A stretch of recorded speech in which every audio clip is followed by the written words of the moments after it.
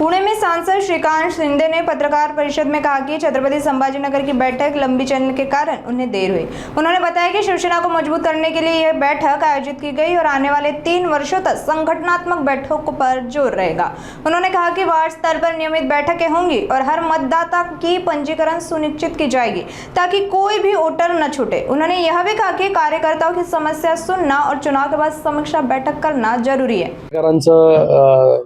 स्वागत करतो आणि त्याचबरोबर दिलगिरी व्यक्त करतो। आज आम्हाला संभाजीनगरमध्ये 5 तास झाले तिथे बैठक जी आहे ती खूप काळ चालली, त्याच्यामुळे इथे येण्यासाठी उशीर झाला। आज या पुणे जिल्ह्यामधील सर्व पदाधिकाऱ्यांची बैठक मेळावा जो आहे तो आज इथे आयोजित केलेला आहे। या बैठकीसाठी निलमताई उपस्थित आहेत, त्याचबरोबर आमचे संपर्क प्रमुख उदय सामंतजी आहेत, त्याचबरोबर भाऊ चौधरी आहेत, आमचे गुलाबराव पाटील साहेब आहेत, शरदजी सोनावणे आहेत, जगदाळेजी आहेत, धनगेकर साहेब आहेत, नाना आहे, सर्वच पदाधिकारी या ठिकाणी उपस्थित आहेत। आणि ह्या मेळाव्यातून येणाऱ्या काळामध्ये पक्ष संघटना कशा प्रकारे या पुणे जिल्ह्यामध्ये मजबूत होईल, कशा प्रकारे वाढेल, याच्यासाठी ही आता पहिली बैठक जी आहे ती आम्ही करतोय। पुढे संपर्क प्रमुख म्हणून उदय सामंतजी हे स्वतः जे आहे हे विधानसभा न्याय बैठका घेतील आणि आता पुढे 3 वर्ष जे आहेत कुठल्याही निवडणुका नाही आहेत, तर संपूर्ण महाराष्ट्रामध्ये फिरून वेगवेगळ्या भागांमध्ये जाऊन या बैठका ज्या आहेत त्या घेतल्या जातील। शरदजी सोनवणे यांना देखील संपर्क प्रमुख जे आहे हे आपण शिरूर लोकसभेचं त्यांची ही जबाबदारी आहे।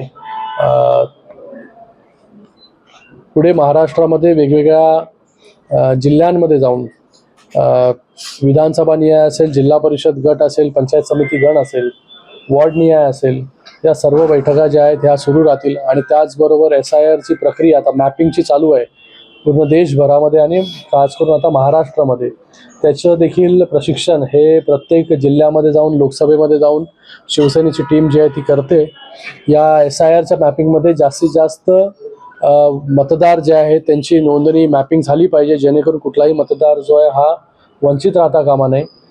ग्रामीण भागामध्ये तसा काही प्रॉब्लेम येत नाही, पण शहरी भागामध्ये मोठ्या प्रमाणामध्ये मतदार न सापडणं हा मोठ्या प्रमाणामध्ये विषय असतो।